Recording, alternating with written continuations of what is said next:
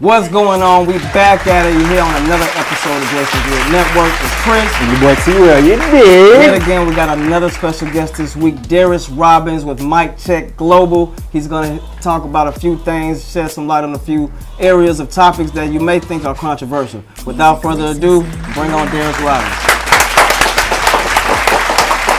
Welcome to the show, my brother. Welcome to the show, my brother. How you doing? Yes, sir. Yeah, thank you for making it out. You know, I'll go ahead and get your mic up right quick. Hey, by the way, and he looking spiffy too, by the way. Thank you, sir. Thank you. Yes, sir. Thank you for blessing the stage. So, how was the trip getting here? Oh man, y'all out in the wilderness somewhere. Like nobody's gonna know where we are. It's exclusive. You did. Yeah, so T's gonna take it away, man. We'll go ahead and get this story wrapped up and figure out what we got going on with Darris Robins. Yes, sir. Before we do anything, man, let's get to the beginning, man. Who is Darris Robins and what is Mic Check Global? So, who am I as a person that's learning every day? You know, a human being, first of all. Mic Check Global is a marketing agency that helps artists, helps businesses grow their social media numbers organically. So I started that when I was 21, you know, 2013. So it's been around 13 years in November. You know what I mean?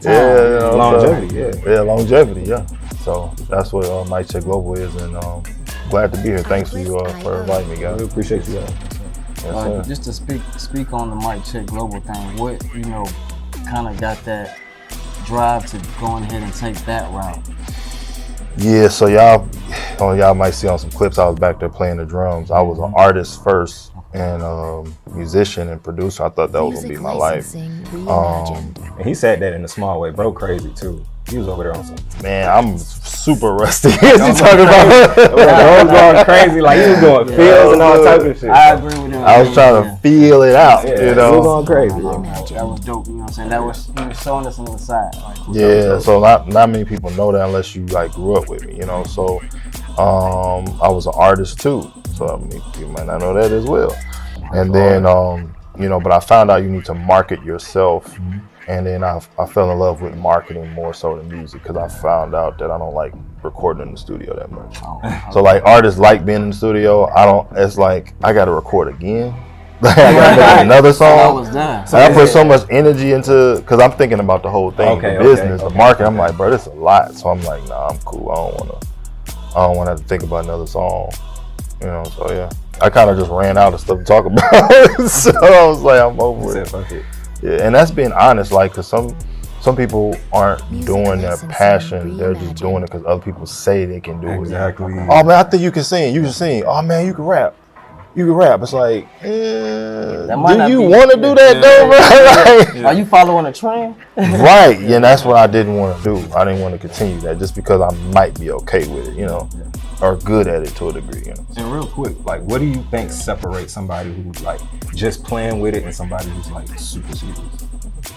Oh man, the consistency, I would say, of it, because like I said, I put out music and I didn't want to continue, so that fell off. But marketing, I do that every single day. So I think about, like, you know, this podcast, you know, I had all these ideas like immediately. I was like, okay, we probably do this, you know what I'm saying? So that's what I do every day. So the consistency is how I know a person is serious. You know, especially like an artist, like you are releasing music, you know, you are working with a marketing company, you are growing your social media, your Spotify monthly listeners, your YouTube numbers, you're growing. And that's something that I look at as a consistent, you know, artist or person that's, you know, that's what they're supposed to do. It's how often they do it, you know. And, you know, just to kind of piggyback on the marketing part, why is that important? You know what I'm saying? Is that something that should be put first or should that be put last? And then where do artists go wrong? Oh man, that's loaded. Like, dang, like a lot of indie artists, they mess up because they put all of their effort into the song and they don't think about, like, their song is the product. They look at it like, well, this is my baby. It's like, no, you have to present your product to the audience and then they tell you what they think about that said song, that project. instead of just like, this is my song, I know it's dope, whatever, or it's on the computer or your homeboys listen to it. It's like, no, you have to package it up, get it right, put it in front of the audience, and y'all say which one y'all like. And this could be multiple. That's the song, that song, that song. Which one do y'all like the most? So I like to tell artists to look at their music more so like a product. But if they don't have a team, then it's hard for them to do that. So it's like you have to set aside a budget, not just for production, but for marketing, you know, because nobody's just going to want to work with you because you're talented. You know what I'm saying? People are going to want to work with you because you have a business mindset and you have an understanding that, you know, my numbers are good enough to have people want to help me go further. Not, I look you up, you got 100 views, 100 streams. They're going to be like, oh, he just started. Doesn't look good, not professional.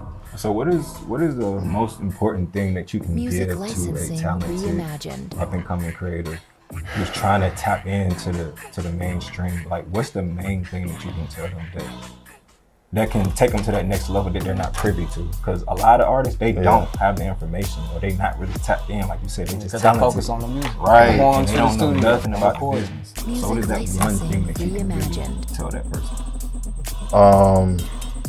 Man, that's a good question. If it was one thing, Or if you have several, you can do that too. you know, first of all, do they care about their numbers? Because I don't want to talk to artists who don't care about their numbers, or they hiding behind the fact that they don't care.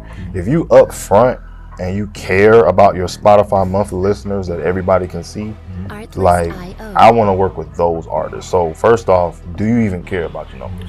If you don't care, I'm not about to convince you that when, let's say, you go into a business meeting and, you know, you meet somebody that can help you, and, you know, you slide them, you know, your social media, and they look it up, and you get 1 or 2 likes on your pictures. You know, like, if you don't care about that, like, I can't help you. You know, because an A&R, producer, videographer that wants to take you serious, they're going to charge you crazy money because your numbers are low. If your numbers were looking great, 10K and above and up, period, on everything, followers, Spotify, YouTube, 10K and up, people are going to look at you as professional. They might not say he has 100,000 or 1 million, but they're going to say, okay, I'm going to give him that video within the time I told him, instead of a month. Because I got some clients that I work with that they like, man, why my producer ain't sending me the beats? Why my mix ain't being sent? Because they don't look at you as professional artists. What's the benefit? They shouldn't be like that, but it is. So with an artist who has more of a name, they have a quick turnaround. Graphic designer, they get it back, or they get discounts. So it's just like the world opens up once you have your numbers. That's just how it is, man. So that's the first thing. Like, do you even care about your numbers? Because if not, I can't convince you, because it's that important. So like, speaking on that still with the numbers, how would a creative or artist, you know, of their nature, pull resources to help grow their fan base? Okay. Well, you got to repeat that question again, because my laptop went off. So the question was, you know. Yeah. Hey, real quick. For the one time. Just hit the red button. Like, what are you doing? I don't know. I was like, Or just, yeah. What's that question? I'm sorry. Yeah, so the question was, like, for an artist or creative, or, you know, by nature, what you know, are the resources they need to pull from to try to grow their fan base? Work with a marketing team, a marketing agency that knows what they're doing. Don't click the promote button and think it's just gonna happen, because, like, your favorite artist doesn't click the promo button and think everything's gonna happen, you know, because they're making these platforms rich. Like, oh, it's easy to press the promote button on Instagram, right? Because they're taking your money. But your favorite artist doesn't do that. They have a dedicated team, a marketing agency that puts together a plan for your music. That's just the reality, you know. So work with a marketing agency. If you want to work with us, you know. If you find someone else, that's fine, but just get a team that you're gonna pay for the services. When artists hear team, they think free. That's not what I'm saying. You have to pay your staff. I have a staff that I have to pay. Pay to play. That's just how it goes. Right. Like, that's the second thing. Do you care about your numbers? do you want to pay your staff? If we can't get past those two things, then Music licensing. you're not serious. Yeah. So Well, there is another side too, like the gatekeeping side. Speak on Yeah. that, like, because there is gatekeepers in the industry that like see a talented artist and Right. they like, nah, I don't really want brother. And they know he good, they know he's Right. talented, Music but it's like, licensing he don't really got reimagined. leverage. Bro. yeah, it's because they don't have the numbers. So if you have your numbers, you don't need the industry like that. You know what I'm saying? Because let's say you have 100,000 followers on Instagram and you can sell, 100 pieces of merch for $30. That's $3,000. If you can do that every single month and sell 100 t-shirts at $30, that's $3,000 a month. Run it up. And that can help supplement your job that you have, as income, so you're trying to be more creative and build on your asset, which is your baby, like you said, your song and the marketing app. exactly. So it's like royalties, Spotify royalties, you need 1 million streams to make like $3,000. If you sell 100 t-shirts at $30 a piece, that's $3,000. Music licensing. Some artists reimagined. understand that, some artists don't. I want to work with the ones who understand that, the math on that is like one fan at a time. Market your music every single day so 1% of your streams and your views can convert to a paying fan. So that's why your numbers are so important. Yeah. So I got a question here, like, is hip hop more unified globally or more divided regionally today? Artlist.io. What's your thoughts on that? Hip hop, globe. Like in the sense of even whether it's camaraderie, whether it's work ethic, whether it's numbers. Well, in the U.S. is more competitive because the U.S. we're spoiled. We got everything Music great. licensing From reimagined. all of the musical legends are here, the sports legends are here. It's like, I don't know if y'all ever talk to people that's from New York, but they see celebrities every day. Yeah. So it's like it's easy for us. Like we go crazy for Michael Jackson. They go insane for Michael Jackson Music overseas. licensing Like they go reimagined. Oh yeah, overseas they go ballistic Yeah. because they never seen nuts. him. He's a mega. He's like Almost He's like a a figment of fucking their world. imagination. Figure out their Yeah. imagination. So it's like we're so used to that. Like so, I think it's a thing of just the United States and the rest of the world is just not the same when it comes to culture and just celebrity and all of that. I think that has a lot to do with it because when we're done with a genre, Artlist.io. the rest of the world picks up the genre and runs with it. And, we thinking of new things. That's why the K-pop sounds like R&B. The British artists are sounding like, but we're like the forefront. Americans are the forefront of culture, period. So it's like Music licensing not up to us, but it's reimagined. just kind of what it is that we set this trend for whatever it is, and that's like a very hard thing to do consistently because we give up on a certain trend and find another trend, and that's why it's just difficult. So the unity is just the American culture is always what's next. That's where the whole American culture is very what's next. It's like, okay, what have you done for me lately? Artlist.io. Okay, you came out with that movie, Okay, that yeah. actor, Top that. top top that. Yeah, that's the whole American culture is about topping Let's that. do it again. Yeah, and it's like in sports, actors, businessmen, like people looking at Chick-fil-A, like, okay, McDonald's, what you gonna do? Music licensing. Like McDonald's was number. I'm just saying, like it's a super competitive culture here in America. So yeah, I think that has a lot to do with it. So. But do you think the world is catching up in a little bit? Like even in sports, like the Europeans are catching up. Like even in music, like Music do you think the world is also licensing catching up as well? No, I think we just abandon certain things and we just move on quick. But they build industries off what we don't want to do anymore. So like even b-boying, like people was b-boying in the 70s and 80s, and now it's in the Olympics, and the people that was originally doing it, they don't even do it. Hey man, no. You know what I'm saying? Like it's in the Olympic, like b-boying is in the Olympic. Right, I'm saying she was in that bit, like, and it wasn't even that hard. It wasn't even that fly. Like it was like, so it's like, it's so many things. It's so many things that just Americans do that we're over it. That's just how it is, bro. Like, you know, baseball was like, you know, one of the top sports that, you know, at least Black Americans was in, but football and basketball. But baseball was number one. So it's just like, there's just certain things we just move from, and it's just like America just makes you just have to be like, what's next? I got to do something new. I got to switch it up. So I don't feel like they're catching up. I just think that we just are doing so many new things that they like, well, that was dope. I want to build a whole culture off of just one aspect of what y'all was doing. You know, like when you hear Bollywood and Nollywood, like that's a dope. That's from Hollywood. You know what I'm saying? They integrated. You know what I'm saying? So it's like people like, man, you know, Nollywood is killing it. But I'm like, bruh, their acting is like 1/10 of like our best actors. Right. Hey, they so it's like, though. but they not catching up. No, they not. They not gonna be. They don't have a Brad Pitt over there. They don't have a Denzel. They don't have. You know what I'm saying? So from us, it's like, oh man, they catching up. It's like, no, like no, they're not catching up. They doing their thing, but is based off of what we're doing. That's just That makes sense. so.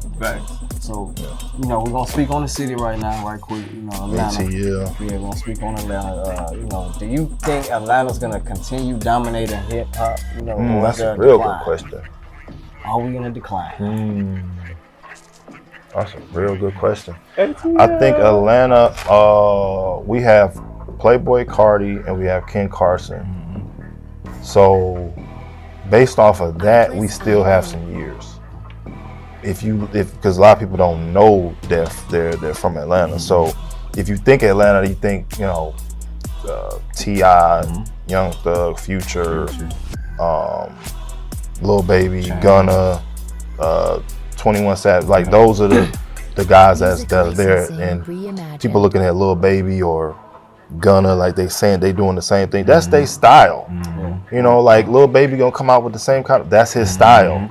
That's you know, cadence, like that's the flow. right. That's what you call being original to what they do. Don't knock them for their sound. You know, it's like, oh, that's the switch it up thing again. You see what I'm saying? Like you love Gunna for his flow, Lil Baby for his flow, but you want him to change the flow. Cause it's that American thing. It's just like change it up. It's like, nah, bro. Sometimes you just gotta let people do their thing. And let them rock out. Let them rock out with their style. You know. But yeah, I don't think it's gonna be another like region that tops Atlanta in hip hop. No, I don't think so. I don't see it no Music time. licensing. No. And the OGs is Yeah, I don't see it. they still top tier, man. Yeah, if Future's still around, I don't see it because he gonna come out with something every couple of years and be good. You know, Lil Baby, I think he has some more years. 21 Savage, he come out every once in a while. Young Thug just gotta find his rhythm again. Heal that thing with Gunna. I think that's a good move for him. If he heals that with Gunna, I think Thug will get back into his flow of things. But he's trying to do new stuff. I feel like a piece of him is his aura, a piece of his missing because he's not around in circle. And he's trying to do new stuff. Have you noticed with even Kanye, like all of these dudes have different eras. They're like they want the old Kanye, and it's like people evolve. But I feel like with the pressure on our culture of always having to do new things, it's toxic because you can't never just do your thing enough to where you got to just switch it up and just create a whole new identity. It's like, I don't think that's fair, you know, for creatives to always have to recreate themselves that quickly. I don't think that's fair. Just to speak on that, do you think that this trap rap era is kind of saturating everything and it's taking the priority that's soaking up all the space to where all these other genres of our, you know, music are being held back right now because it's being used in social media. It's hot topic. The artist is here one day doing the most extreme, the next day it's feeding all type of. Are you saying other genres are beating hip hop? Yeah, like subgenres? R&B. You know, it's just a lot. I just feel like the era of trap music is taking up the space for a lot of other artists. In hip hop? Yeah. Yeah, I think J. Cole, Kendrick, and Drake are the only mainstream options that you have. But we have a whole lot of micro trap people.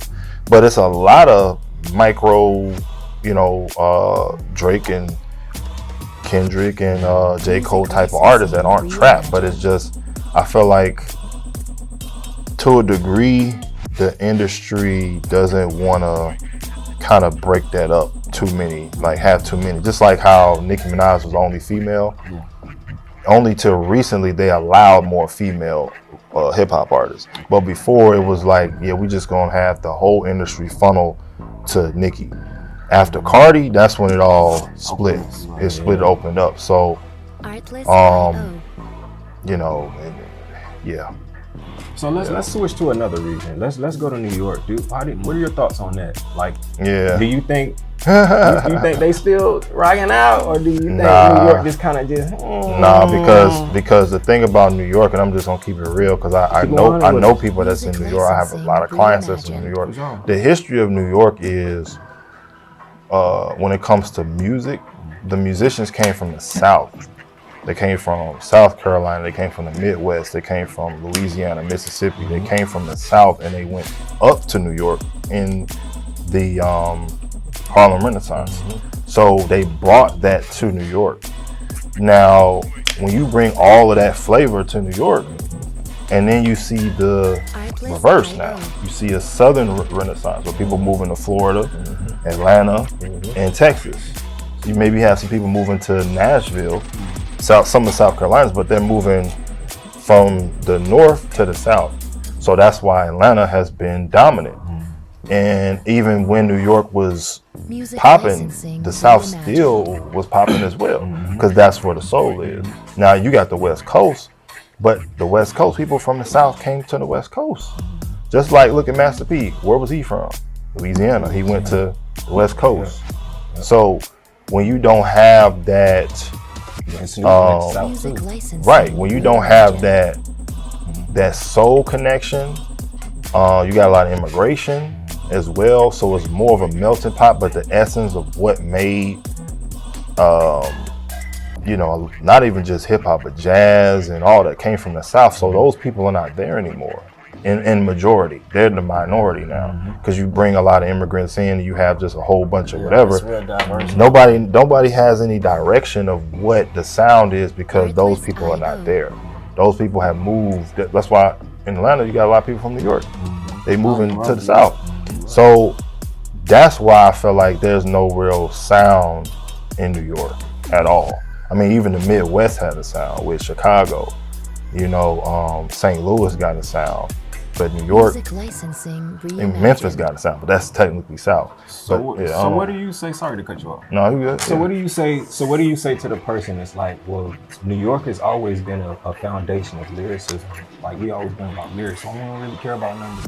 Or what do you say to the person that's like, well, we had drill, we had New York drill, and that wave went crazy. Yeah, but that was from Chicago. True. So it wasn't really the essence of what drill was. That was more so. He laughed. That's like, and then you got UK drill, and it's like, I don't even know what's going on. Like, it's a beat. Yeah. It's a beat that goes. Dun, dun, dun, dun. It's like, okay, that's drill, but it's like not. But it's like hi-hats in it. Then you had with Pop Smoke, he had that going on. I'm just like, wait, drill is Chief Keef and Lil Durk and them and some other dudes that's just looking, crazy as hell. Like like that was Chicago. So it's like. So you saying New York bit Chicago?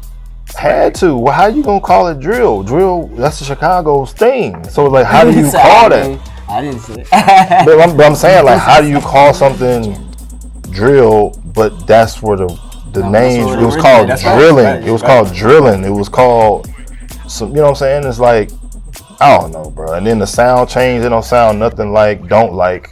So I'm like, that's drill. You know, Love Sosa, that's drill. But then you go to Pop Smoke, and I'm just like, it's a whole different beat. It's more It's UK. like it's hi-hats in it. Yeah, I'm like, that ain't Chief Keef. So when all that was going on, I'm out of my business. I was like, well, I don't understand it. I'm from St. Louis, Missouri. I'm 4 hours away from Chicago. That's Midwest. So I'm like, I don't understand what y'all talking about with drill. And then the UK, I don't know what y'all talking about. I know about Lil Durk and them. That's what I know. So I don't know. But for me, when they say it's about lyricism, but then you talking about drill, that ain't lyricism. So the boom bap and all that is like, I don't hear it. I love that type of hip hop, but it's not in New York anymore. It's just not. Do you think it's still a there. space for that though? Like, Yeah, there's a space for it. Is it gonna take an artist or a way? will it be a movement again, like how it was when it like hip hop first got birthed? You know what I mean? Like that type of a cultural type of an impact. Wait, ask that again. Like, will hip hop ever be like? Oh, resurgence of it? No. It's gonna be something new. That's how it is. It's gonna be something new. Music license. I don't know what it'll be, but listen, the forefronts of the what they call it in business is about being on the tip of the spear. But I think it is talk about being on the tip of the spear, but on the cutting edge is what they say. The cutting edge, which is something that's new, is what Ken Carson and Playboi Carti doing. That's the tip of the spear right there. They're the ones that I'm hearing the newest sound, which is blending it with rock. But that didn't start with them. It just circled around and they made it. They changed it because you had to party like a rock star song. But hip hop and rock was doing that in the 90s too with Rick Rubin. He had something going on with that. So it kind of just right, exactly. Yeah, with Rick Rubin. So it cycles around and it's different. So you don't necessarily hear the guitars with Playboi Carti unless it's live. But in the music, with the band of rock, but it's the more so the mosh pits and just the energy of a rock star with Lil Uzi Vert and people like that. But so it's like Travis Scott. So that's like the cutting edge of hip hop is what they have going on that I'm seeing is new, especially Ken Carson for sure. Ken Carson, Destroy Lonely, them guys, but Ken Carson with the beats with Playboi Carti, like that's the new. But it's not super mainstream. It's like more underground mainstream to a degree. That's where it's headed. So whatever they're doing, or whoever is like close to their like Opium, whatever, they're bringing in the new hip hop for sure. Especially when a Whole Lot of Red came out and with Playboi Carti. Yeah, that was like first. So that's why I see it going. It was setting the standard. So we want to speak on something Music else. licensing reimagined. It's regarding Boosie and Vlad. Boosie and Vlad. Topic, man. So Boosie man. went up his price. Just a little bit. Yeah, that's my guy, man. I work with Boosie, him and his artists. That's my OG. Salute to him. So this is not a.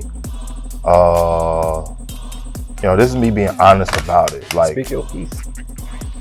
Boosie has every right to want more money from Vlad, and I'm gonna explain why. What Vlad isn't gonna tell anybody is that because Vlad says, on your videos, you're not getting as many views. So if I up it to, what did he say he wanted? 30,000? I think it was like 30,000, but he was paying them what, 20? Something like 20, it was like 20 something. Like 20-something thousand per interview. Difference one there. And he was like, Vlad make 10. I think it was Vlad makes 30,000 gross, but he gives 20 to Boosie and he takes 10. He's a great politician. What he doesn't tell you is every single video also shows you a statistic of how many subscribers came from that video. So you get unique views from the video. So let's say the video hits 1 million views. Based on the video hitting 1 million views, you got 10,000 subscribers that are gonna do what? Watch other videos They after gonna that. stuff, yep. So you pay him one time, but he's not gonna tell you how many subscribers have you grown since Boosie. That's what he's not gonna tell you, because they're gonna watch one interview, and you know what? They're gonna watch all of the other interviews. And they thinking that's done when that's Right. actually just wrong. Right. Exactly. So let's say you got a viral video. We do a viral video where it's 1 million views, and y'all get, it won't be 10,000, probably more than that, but let's just say 10,000, 20,000 subscribers, and I never come to y'all podcast again. They're gonna watch all y'all guests. Yeah, I get what you're saying. You know what I'm saying? Yeah. So it's like, he has every right to want that. He didn't say, I want a percentage off your channel. He didn't ask for that. He said, I want it. I look at it like this. If he say, I don't want you to make no money on none of your videos moving forward, I still think it's a good deal. Right. I mean, Because of the point of the subscribers, and after they watch a Boosie interview, they watch another interview of somebody else. Facts. So it's a loss. Vlad would have to look at it like a lost leader. He would have to just, like the Happy Meals that we had growing up, they were high quality. That's a lost leader. So you have a great product that doesn't necessarily make you money, but you invest into the longevity of your customers. So that's why we still go to McDonald's, because we remember that feeling of a Happy Meal at 5 years old. And it was some real good toys. That's what it is. So it's like, yeah, if I go on Vlad and I get him all these subscribers, and I like Boosie has built his channel in a way to make Vlad more of a what's the word I'm looking for? I would say relevant, because the questions that he asks Boosie are, what people don't understand is Vlad is also talking in those interviews. So people are becoming more personal with Vlad as well. So he's not just asking a question. You can't see his face per se, but they're having dialogue, and they disagreeing too sometimes. So it's also helped his brand as well. And you talking, that's just how it goes. Boosie talking about street sensitive topics too, bro, and like he Yeah, putting yeah. his credibility. You know what I'm saying? Like It's a lot of risk. You know what I'm saying? It's a lot of risk. The risk is a lot. Yeah. And I think that what he's asking for is small, because like you said, bro. Yeah. The return on that, you making way He's more bringing money you an than audience. that. You know. He's bringing you an audience. Bro. Boosie was saying that you were my platform, Vlad, and I wanted to. At the time, it was because Boosie didn't have an outlet, but Boosie is Boosie. It don't matter what platform he's on; he gonna say the same thing. Right. So I think it's a good move for him to, build his own platform. People think, oh, he shouldn't have went to Patreon. He charging this, he charging that. It's like, yeah, but somebody gonna take a clip from Patreon and gonna make you want to watch the whole thing. So I think it was a good move. I mean, I might have. If I was in his corner at the time, I would have said not to publicize it. I would have just did it, and people were like, "Why Boosie ain't on Vlad?" and just created the demand more to where Vlad would have to talk first. But the fact that Boosie talked first, and then Vlad came back with, "I'm not gonna make anything." That was good politicians. That was a good thing to say, because people gonna be like, "Well, I feel Vlad, because it's business." But I ain't heard nobody yet, and maybe they have, say that. How many subscribers do you have? Because when you watch a long form content, you're now in the algorithm. So anytime anything else with Vlad pops up, you're gonna watch it. So let's say he paid all his guests outside of Boosie $2,000 to $5,000 a piece. Well, Boosie interview is helping all of those videos get views as well, because those are the same viewers. So yeah, I heard one thing that Vlad said, which I think is cap, and I want your thoughts on it, because I really think it's cap. He was like, I think it's cap. But for real, it is. He was like, hey, well, let me go back and check my numbers. Like, you know your numbers. Yeah, my he nigga. knows his numbers. You He know knows what I'm his saying? numbers. Like, but he's not gonna tell you all of his numbers. He's not gonna say, based on these videos, you still giving me subscribers. You're still getting me people that's I forgot, YouTube members. He has a YouTube members where people pay monthly. So how many of those people came from, because when he drops a Boosie interview, he drops it on members first It's like a community, so that pay $5 a month. So you drop it there first, and then the trickle down goes to the views after that. So it's like And he's is it not like gonna tier based too.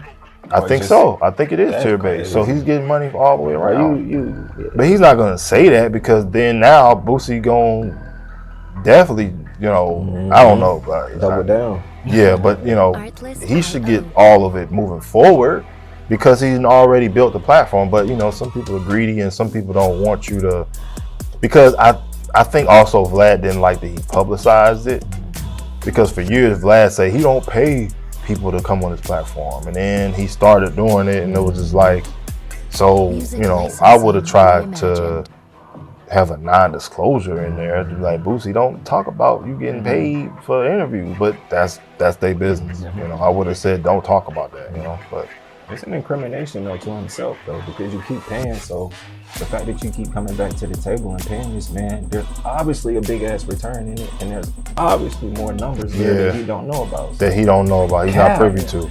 That's why he went to Patreon. Boosie went right to Patreon. Yeah. It was like, I'm gonna just get people who want to see me from Vlad, just come on over here. And people don't like switching platforms and stuff. They like a consistent thing to a degree, but it is what it is. Salute to Boosie on what he's doing. So let's go to another one real quick, man. Like, we kind of talked about marketing a little bit, and we kind of talked about some hot topics. Let's go to Drake real quick, man. Drake icing the world up, man. He's doing a crazy rollout for his new album. I don't like it. Why? What's up? Tell us. What's going on, big dog? If I was a part of Drake's marketing team, I would have said don't do that, man, because it's just looking like you just want attention. Like, everybody's keep talking about how good this album's gonna be. Like, this could make or break you, bro. Like, I wouldn't put that much pressure on another project, because even if it does numbers, people gonna say it's terrible that don't like him. Yeah. But his fan base so stan, they gonna be like, bro, his But this the problem. His fan base are people that's corny. That's the part that, see, hip hop is about being hip. That's where the word come from, being hip, and that means being cool or being up on something. So that's where that's where that came from. The hop is a dance, okay? That's the movement. But being hip on something and being cool is what the foundation of hip hop is about. That's why it's the first word. Drake is coming off corny. He's popular, but he's coming off corny, which means the people are not gonna be the people are not gonna want to be a fan of somebody that's coming off corny. When you sue for a diss track that you basically took part in, I said, how you gonna keep going? That's and then corny. The fight. That's corny. Then you gonna go to UMG and sue UMG to say that it's defamation and he putting bots on his thing, and it's like, bro, like, you biting the hand and feet. It's like, that's a bad look. How many artists you done bodied, bro? That's How many artists have you bodied, bro? And it's just like, he just coming off as a sore loser, and it's just like, just take your L and keep it. It's like, dude, like, you talking about numbers, and it's like, bro, you've been killing it on. It's like, this is how I look at it. You're still number one in streaming, but you're acting like you're not that dude. If you was that dude, you him already. You shouldn't be this flustered, man. You're still the number one stream hip hop artist in the world, bigger than Eminem on a daily basis. He still has the biggest numbers. So it's like, but he's corny though, man. That's where it is. Where it's like, yeah, the females gonna like you, the Canadians, they just gonna rock with you. But his fan base is commenting ice cubes under Kendrick's post to where it went trending that Kendrick is gonna release something called Fireman, and that's not even real. Yeah. So the fan base is making something happen and not even real. Doing like crazy covers and shit over the internet. Bro, and it's like, bro, that's corny, bro. Because if it ain't, if the people who are the cool kids don't want to listen to Drake, it's over. Because that was Drake's market, was being cool. He wanted to sit at the cool table. That's part of his brand. And That's all he had. And another thing was he had a hot song every summer. So it's like, I don't know, man. He's not keeping it going. No, he's not. As far as I felt the same way about the Iceman thing. Yeah. And you know, I'm trying to decide whether or not he felt like it was important to do something outlandish, to, like you said, as bait to get attention. I mean, it's gonna do that for sure. Yeah. It's gonna get you attention. Yeah, but I think his mind, again, it's not just him, it's him and his team. Kendrick he just injured him too bad, bro. Stabbed him in the heart. Everything that he could have said, numbers, accolades, yeah, he just yeah. When you look back at it, it's like you had a diss track and then you go to Super Bowl, then you win Grammys 2 years in a row. That's rough. Then you had Serena. Then you had Serena Williams, your ex dancing to it at the Super Bowl. That's bad, bro. Yeah. And he don't know how to. He's a sore loser. He don't know how to take his L and just be like, I don't give a fuck. I'm still Drake. He don't have that in him because he just been handed shit. He don't. So it's like a lot of the dudes in school that was like either the pretty boys or the jocks that just got girls super duper easy, where they just look at them and the girl want them. As soon as they get like denied, they crash out. That's a Drake. Can't handle rejection. They can't handle rejection because they, and then they whole character come out and then it's just like, yeah, he's corny. So, but it's like, dude, you still have the most money, but it's like you're not a Kanye though. Kanye, we didn't see him take L after L after L and have his chin up. Drake, you just lost a rap battle, and you look terrible. Like, he's picking another fight though. Like okay, so say if Drake, quote unquote, make a diss track, and the world thinks, oh, it's crazy. Kendrick, you got 24 hours to respond, and Kendrick responds, and that shit is fucking crazy. Yeah, like, he wasn't expecting Not Like Us, bro. Not Like Us was a hit, and he wasn't expecting that. Yeah. No, he took it. He didn't know he was going to come like that. He couldn't even top it. Yeah. And he asking for another, bro. Yeah. He about to dig you up and put your ass back in there again. That's how I'm feeling. It's like if this, I'm telling you. It's bad, bro. Because you got DJ Academics fighting for him, and he's corny. Shout out to him. He be caping, bro. Shout out to him, but he's corny. Bro. And it's like, that's who's defending you? Like, that's not good. You got the West Coast. He got Tupac, the whole aura of the West Coast. That's culture. Drake got Canada. Like, that's not enough. Lil Wayne, he ain't where he need to be. So he don't have nobody that, like, when you look at Kendrick Lamar, when he came out, he had, Snoop. He had the West Coast. He had Dr. Dre. You got a industry, or more so a history of essence with Kendrick and his thing. With Drake, it's like you got Young Money, and it's like, but that's not anything. But then you got OVO, and it's like there's nobody with OVO that you can say that you put on that's even next to you. So he's on an island. So when you're on an island, you're isolated. So it's like, where do you go? You don't have no support. You don't have no collabs that you can say, man, I'm kind of cooling off. Let me go reach out to Lil Wayne and do a song. It's like, Lil Wayne's cold. Let me reach out to Nicki Minaj. She kissing Trump ass. Like, so her fans turned against her. So it's just like, no, you can be whatever political thing you want to do, but it's like, your fan base don't rock with Trump, but you did it anyway. So it's like, he can't go there neither. So he don't have no allies, bro. Like, he don't have no allies, bro.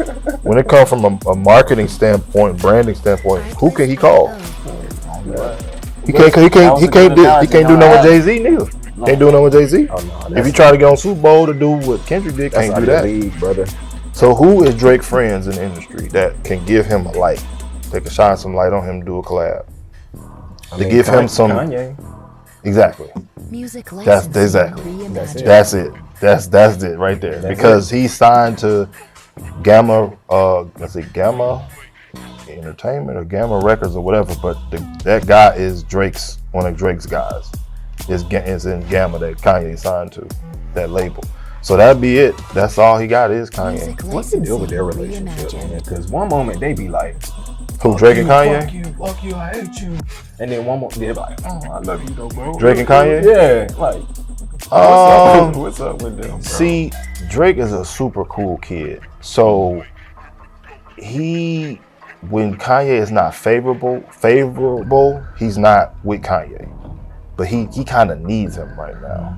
So it's like Kanye has all the chips in his hand to be like, if he want to work with him or not work with him. Because, you know, the stuff that Kanye done said, you know, but at the same time, it's like, you can't really do nothing with Travis because he already did something with Sicko Mode. And it's like, okay, but Outta here.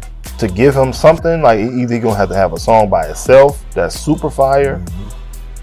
But, yeah, I don't know. He be it don't look features good. a lot, though. Who Talking though? about Drake. Yeah, I don't know. You can't do nothing with Rihanna. Yeah, I don't know, bro. Drake, bro. Drake and Chris Brown. Yeah, but that's still, yeah. See, the thing about this, if he don't, yeah, he's in a tough spot, bro. That's still a low-key beat, too. They just act like them. Yeah, and also, too, like, Drake, if he came out with something for just the women, that ain't gonna help him. Because they're gonna be like, you on this album, you ain't say nothing to Kendrick or nothing about the situation. Like, because he's never been punched in his mouth. That's the thing. Nobody ever did. Like, that's the thing, bro. Like, if you ain't never been punched in your mouth, you don't know how to fight back. It's just like you being stunned, like, bow. It's like, oh shit, what happened? And then your tears is welling up to you, like, what's happening? Why my body not doing nothing? Because you ain't never been punched in the mouth. Right. So you don't know what to do. No natural reaction. Yeah, so it's like Drake been punched in the mouth, bro. He don't know what to do, bro. So he don't know how to fight back. And then they say you lost, so he don't know how to take a L. Yeah, bro. So, man, yeah.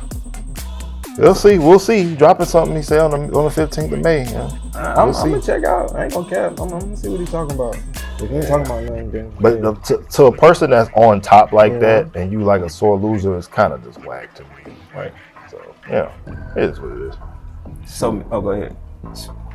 So Meg, so Meg just announced that she broke up with Klay Thomas, man. What's your thoughts on that? You think this shit was doomed from the beginning, or what's up with it?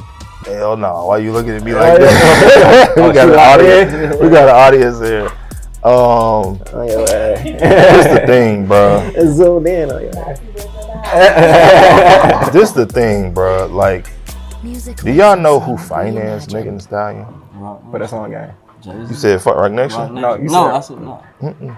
It's not Rock. No. It was a baseball player. Oh yes, when it started, yeah, I do remember that. Yeah. She snaked him. Yeah. He right. Yeah, she snaked him Put me on. and sued Rock Nation because he wasn't gonna get no more money. So she has a history of finessing dudes. Then start with the guy from Canada. What's his name? Tory Lanez. It didn't start with him. It started with the baseball player. He financed her, spent hundreds of thousands of dollars. They was together, but still, like, Klay Thompson cheated on me. It's like, like, you got a history of doing dudes filthy dirt. So what do you think to the females on her fan base? Be like, well, that don't matter. He cheated, so she got a right to. Girls be hypocrites, man. Girls be hypocrites. They know damn well if it wasn't their favorite artist, they would say that's just karma. It's just karma. Like Tory Lanez, like she didn't get shot in her foot, bro. Go Google gunshot wounds in the foot. The foot. This is like your foot. If you get shot here, bro, like it's so many tendons and. But it's not like your arm or something. You got tendons and bones and nerves and everything in your hand. She was walking in heels like the next week or something. Yeah, she had a performance of them. So I'm like, you didn't get shot. And then it says that she stepped in glass on the with that camera, the body cam. So it's like, okay, if that's what happened, then we see the picture of your foot. It don't look like a gunshot wound. Not at all. Just Google what it looks like, a foot that's been shot. Just Google it. It looks destroyed. It looks terrible. It looks like a zombie foot or something. You can see tendons, bones, everything. You're not walking in heels probably ever again. And that close too. Yeah, point blank range. Yeah, your shit would be. He didn't look at you and be like, bow.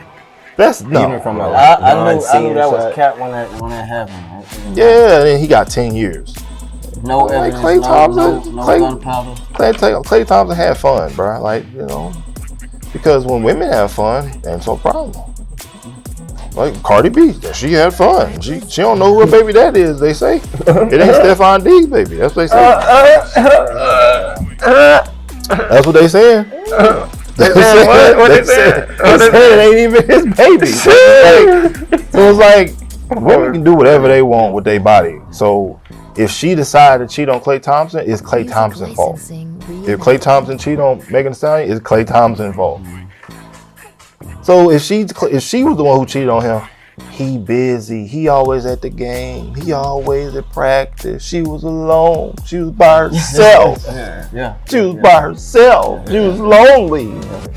You don't give me the attention. And then she could just do whatever she want to do. That's how it be. Then it went straight to his ego, like he just emotional about his game and how he doing in the league. Yeah, whatever. That's the same person you met when you got some. Yeah, what about You Tory fell in Lanez? love How with he that feel? thing. How he feel sitting up in jail? He ain't shoot you. How he feel? That nigga ain't being stabbed. Come on, bro. We ain't saying you And ain't he got talented. stabbed. Right, he got Yeah, stabbed, bro. Come on, bro. We ain't saying you ain't talented, but we saying you got some ways. She's alright. And guess what? She got the same flaw. Ain't nobody talking about she got to change her flaw. That's what she up a little bit. She got that song. Come on, fam.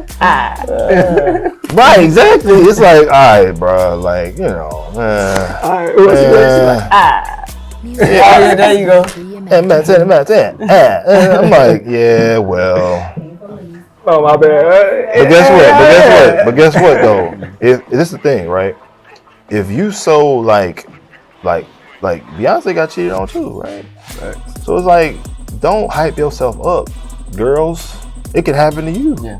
Don't be smelling yourself like, oh well, you know, like everybody can get cheated I was on. about to say anybody can get it. You know, both Anybody sides. can get it. man, Don't like be all any- like arrogant about, oh, you know, about like, come on, bro. Anybody can get it.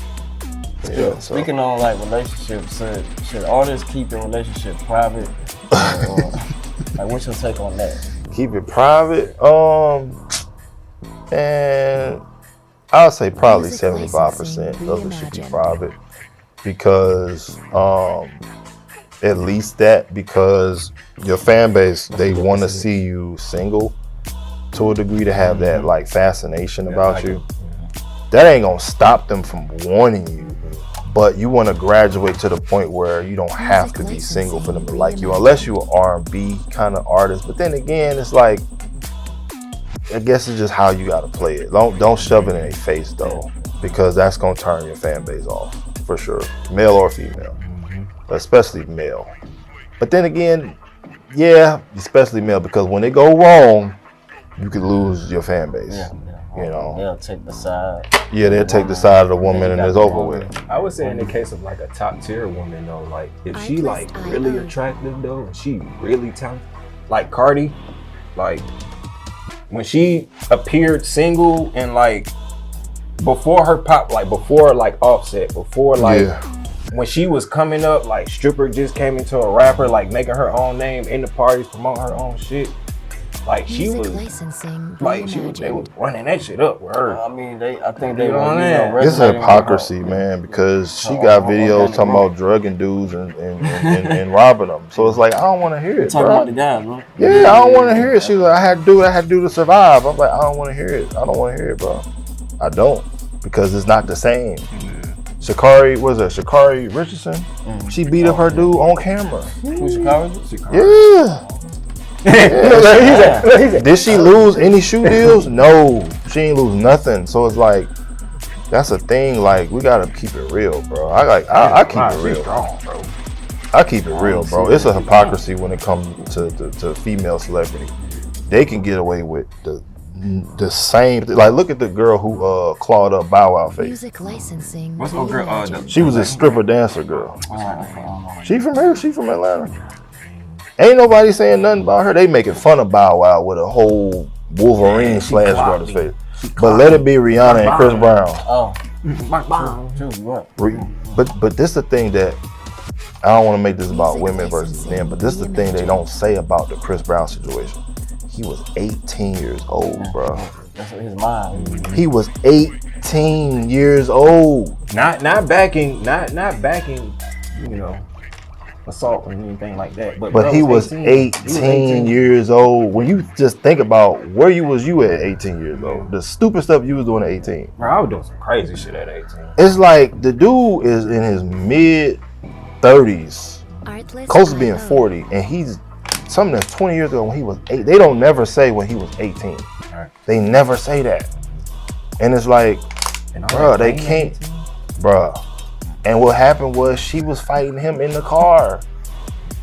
They don't even mention that. So it's like, come on, fam. It's like, it's hypocrisy, bro. That's why with certain conversations, that's why you got to get your money right so you can have these type of conversations. Because if you can't keep it real, you have to get your money right so you can keep it real. So you can. You know what I'm saying? Because I can keep it real and not care who don't like what I'm saying because it's the truth.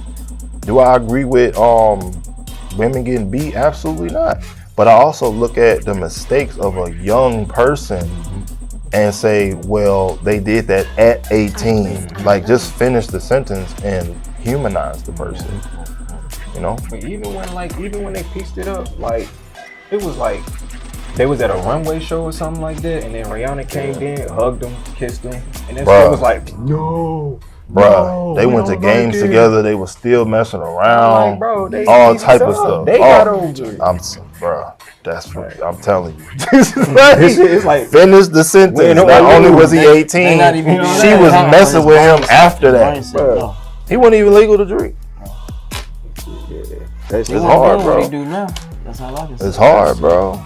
It's hard, man. So, yeah, bro. They side with the women anyway. So. It's hypocrisy, man. It's hypocrisy. That's how it is as a celebrity. If you get up there, man, be careful. Be careful, cause look at Will Smith and his wife. Jeez. Will Smith is what they call a good guy, a good clean guy. You better than and me. He's getting dragged because his woman is fantasizing about Tupac, a gangster thug guy. And it's like, you said entangled. Imagine if it was reversed and he was thinking about Beyonce or somebody, or who was out back then that or whatever that passed away, whatever. Just saying. Music licensing. Why he got a wife? Why he talking about how he liked this other woman? It wouldn't even be received well. Yeah. But they looking at like, oh, if she saying that about Will must be doing something wrong. What Will do? What Will do? Like that's bull crap, bro. And he's still catching hell. Yeah. Hey, I say August the real winner out that situation. Yeah, but see, Get out of my lane. yeah. But he got Yeah, and also he liked to August. He likes this side and then he like that side. So, well, Kind of lost himself. so that boy was swimming. So yeah. So in the case of David, man, let's go to that real quick because that's a hot David topic, the singer. Man. Yes. Yeah. So it's a controversial one right here. He killed the old girl, man, and put her in the trunk and took her fingers off, gouged her eyes out, all type of things. Crazy, right? Crazy stuff, right? It had the right to say, I plead not guilty. Music licensing. Okay, finish the rest of the story though. And he made a music video. Yeah, and went on tour. You gotta finish the rest of the story. Oh yeah, you're right. And she's a minor. You right. And you gotta keep going. Keep going. Minor. Keep going. That ain't it. A minor. Keep going. Like, yeah. That's it. That's all y'all got. No. Oh, you got news that we don't know. I'm about to say you got the inside. Please do. She was also a runaway. So what's the parents doing? Oh. See, you gotta. You think the parents? See, hold on, wait. Aaliyah. How old was Aaliyah? Oh, you right. She was 14. Okay, where the parents at? Where the uncle at? Who was the manager? Where he at? See, when you have these type of incidents and these crazy things going on, they just say one piece of it, but they don't also say, okay, why why was this happening? Let's look at the full picture. Let's look at how she was raised. Who was in there? Was she abused prior by a family member to make her want to do that? The thing is, the girl been talking to older men. So it's like, how does a minor talk to older men? Or a program. Right. It's a continual thing. So she had a sugar daddy before that. Okay, this coming out. You just got to look at it. But the headlines is just, oh, this, but I go into further detail. So she had a history of dealing with older dudes, sugar daddy. This guy was already a pervert or whatever, and they hooked up, and he was paying the parents. He was getting extorted. See, that's another thing people don't understand. That's deep. When you paying the parents. he was being extorted. It was a transaction. It was a transaction. A lot of times, the mom be having to sicken the daughter on older dudes for kickbacks. Music licensing. That's the real underbelly. That's the underbelly of when it comes to these minors with older dudes. It be somebody in the parenting or the whatever, like then groom them to do that because them to that lifestyle. yes, exactly. Oh shit. Right. So, that's the full picture. Yeah, he did this, he did that. And she was surrounded by people that encourage that type of behavior, that produce that. It's like, when people look at it like these type of things, it's like, oh my God, he went to a school, parked outside and just snatched her up. Like, no. He was around the family, he was a family friend. Or he was connected with somebody, or somebody want they child to be a star, or going to Disney or whatever, and they making side deals. That's what's happening. Or the mama may like the dude and don't care that the dude also want her daughter. Like, that's how it works. True shit. And then turn her eye because she know what's going on. Like, the full picture is multiple people need to be arrested, not just David. That's when you keep it real. It's a ring. You can't just say, oh yeah, my daughter was just, you put her in an environment to get snatched up. You go down too. So it stops. That's how you stop it. So parents and people will be like, okay, let me not put my children in these situations because I'm going to also be held liable. So yeah. That's why when, y'all know who Hassan Campbell is? Hassan Campbell, who came out about African Bambaataa molesting him. Well, Hassan Campbell, he comes from Bronx, New York, and his mom was on crack. And African Bambaataa, by the way, is like one of the founding fathers of hip hop. So the term hip hop, the term hip hop, yeah. So he was in an environment to where his it was like, okay, do I go somewhere to be molested, but I have a couple of dollars and food, or I'm hungry as hell, my mom is strung out, passed out, and dudes is coming in and out of the house. Okay, which one do I pick? Yeah. So when he said that, his mom was very angry because people coming up to her like, look how you raised your boy. Da, da, da, da. So she mad as hell. So they beefing now because she like, these people talking about how I raised you. Right, exactly. Right. So that can stop because that's what happened. Right. So it's like, just turn the cheek because people was laughing at him by saying that you liked it. You was a teenager. You would never say that to a girl. Oh, you was 14, 15. You knew better. That was your boyfriend. You see what I'm saying? That's the sickness that goes on when it comes to this culture and it comes to men and male and female. It's just bad. You got to keep it all the way real. All the way real, man. And African Bambaataa, as you said, he's known as that, but he molested like 1,000 boys because boys don't talk. You see what I'm saying? Because they ain't got nobody to talk to. It'll make them look a certain way type shit. Right. They'll be looked at either you like it or you soft or you gay. Not just straight you was molested. It's fucked up. There you go. It's a persona. It's fucked up, bro. That's how it is. So I bring awareness to these type of things because my clients, my artists, they have these traumas, man. They go into music, they go into pills, they go into drugs, and they try to vent through the music. I've talked to hundreds of artists. They got crazy stories like this, bro. I'm like a low-key therapist. So when I hear this stuff, it's like, bruh, like y'all don't know half of it, bro. Like people going through it out here, and like the David dude. Okay, what's his thing? Who is his parents? Who he grew up with? Why he violent like that? Why he dealing with little girl? Like, why is he doing that? When R. Kelly said that his auntie and his mama and that was peeing on him and stuff, why we ain't trying to talk about them too? Hurt people. Put them all in front of the in front of the whatchamacallit, so they can all get the fire. Because okay, if I produce a monster and a monster kills everybody, you gotta also say, okay, who set the monster loose? Yeah, who's the creator? Yeah. Not just the monster kill everybody. Yeah. So another one be created. Another one be created. Exactly. So it's like, nah, bro. Like you can't just point the finger, hide your hand. You can't do that. You a part of it. Just like when they say, what is that? When if you got a co-defendant, why you got co-defendants? Yeah. They talk, right? Why you got co-defendant? Because you was an accessory to the crime. You was there. You see, and other people, Right. Y'all know y'all was there. They don't separate. Right, exactly. So they co-defendants and all this madness. So what's up with David? Who is his mama? Who is his daddy? Go into that, man, because I'm telling you, okay, where you learn to do that? Facts. It's programming, bro. You don't.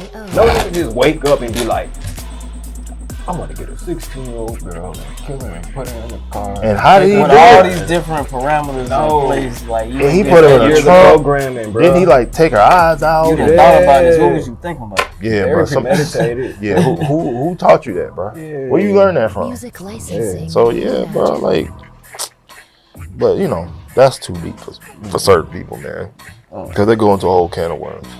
Speaking on, a little bit, the most, some of this uneasy stuff. Do you think, hip hop can remain dominant without, with or without the violence? Reimagined. On both sides. That's a good question. That deals with who controls the mainstream. So whatever they want to push is what they want to push. Even though it's tons of artists that don't make that type of music, they control what they want to put out there, and then say hip hop is falling off when it's really button pushers. Ain't nobody listening to Afro beats like that, bro, to where it's over hip hop. That's not true at all. Yeah. They may just say, you know what, I'll put it number one and just say it's hit records. But when you go outside, you don't hear that people playing that stuff on the radio, bro. Just when you drive around, you don't hear that stuff, bro. Yeah. And I'm talking about people, I've been around the country just rolling down the window. You don't just be seeing an abundance of Burna Boy just being played. Yeah. You don't. No, bro. Even the pop artists, you know where you hear them at? In the stores. Yeah. Which means they pushing that on you. Yeah. I'm talking about somebody physically say, I'm going to play this. It's usually going to be hip hop, bro. Yeah. It's not going to be Afro beats or pop or anything like that. Pop is super commercial, so it's going to be at Walgreens, Walmart, Target, and that's how I even know that it's a song. Starbucks, like pop is in commercial, dealing with business. It's like 1 and 1 pretty much. They make a pop song for a business. So yeah, bro, it's like, in terms of impact and like shifting culture, it's always gonna be hip hop. I don't think it'll be anything else. So what do you say to the people that's like, well, shit is also getting out of hand. There's a lot of rappers who talking about some real shit and actually doing it. You got cases like Fulio. You got cases like Pusha robbing Gucci. You got little TJ shooting Offset. Like shit is really getting real, and it's not just rapping anymore. Like motherfuckers is really doing it. You know what I'm saying? So like, yeah, celebrate it. So when you celebrate and people like and click, and when they throttle certain content in the algorithm, it rewards you for that. So if y'all ever seen the content where the girl is like glitching like an NPC, and she like saying the same thing over and over and over again, or she like barking in the camera or meowing and stuff? Y'all ever seen that like that? So that's like on TikTok Live. You got people that's doing that, and they pay for you to like bark and like glitch out and stuff like that. They call it like being an NPC. That's literally what they call it. I know what an NPC is. So if you just doing the same thing over and over and over, they just pay you. So if they weren't paying you and you weren't going viral, they're not doing it. Reimagine. So the people that control these algorithms, just like when Chicago drill happened, they throttled Chicago drill artists. So anybody that had Chicago drill in their name, they were just pushing it. It's like crazy. Yeah. So that's why you need marketing. Because if you just go mainstream and just look at mainstream, it's a illusion of what's really happening. Because they can say, you know what, only the real trappers are going to be the ones that's hitting number one. But if that's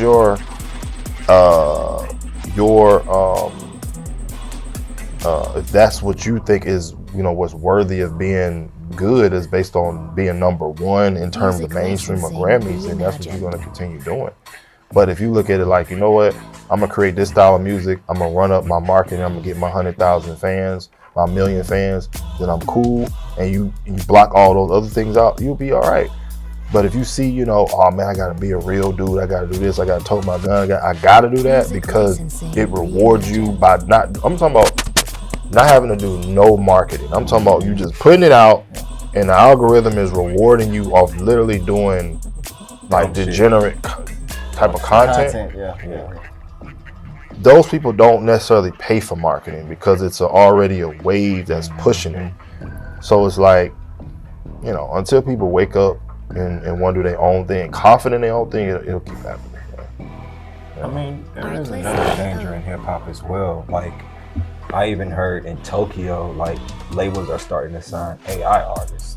Yeah, so so that's going to be a huge threat. Yeah, so what are your thoughts on that? Because that can go into a whole different level of thing. We talking copyright, we talking taking people's likeness and not even. I think that's more so going to be in certain pockets.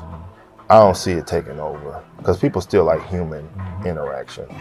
I think it's going to definitely go in pop because you don't see a lot of the pop artists. You just hear their music in like commercialism. But in terms of like music that has soul to it, like anything singing to it, like that's not pop, where that's R&B, soul, blues, country, I don't really see AI getting in that because you're dealing with an emotion, a deeper emotion about what you're talking about. So you're gonna want to know what the artist is. But like the stuff that's kind of like, you know, the little fly-by-night commercial, gimmicky stuff, probably AI probably go into that, you know, jingles and stuff.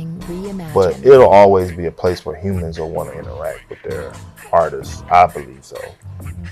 I mean, if not, it'll be about 50 years away for that being a thing. From being solidified. Yeah, I don't think it's not right now.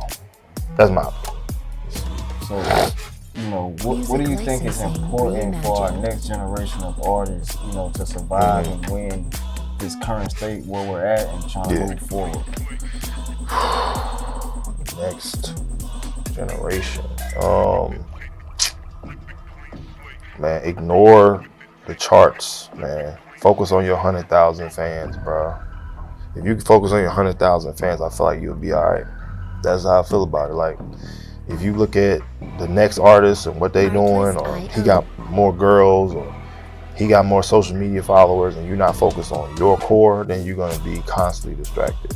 I feel like the next generation just gotta focus on a region, whether that be in the South. If it is New York, come up with something that's original, you know what I'm saying, and create a movement around it. I feel like, I don't know if that, I don't know if that's gonna happen in New York. I have a low chance of that happening, to where it's so powerful that it becomes popular around the U.S. I don't personally see it. No, the kids like Kid Carson and Playboy Cardi, and Playboy Cardi and Ken Carson are not chart topping. That's what I'm trying to get y'all to understand. They have the culture. They have. So NBA YoungBoy is another example, even though he's trapped. That movie, correct. NBA YoungBoy numbers is crazy. He don't have the charts and the Grammys, but he got the minds of the youth. That's why the labels go for that, because they like, okay, we got a lane for the chart topic artists, but we also have the lane for the ones that control the minds of the youth. So it's a two-way street they doing it. But for the artists who trying to build their own tribe of people, focus on your 100,000 people, man. You know, even if you got some negative music in it or whatever, you know, to each his own. Just focus on what you got going on, man. You know, and work with a marketing company that can help you build it. Budget the right way.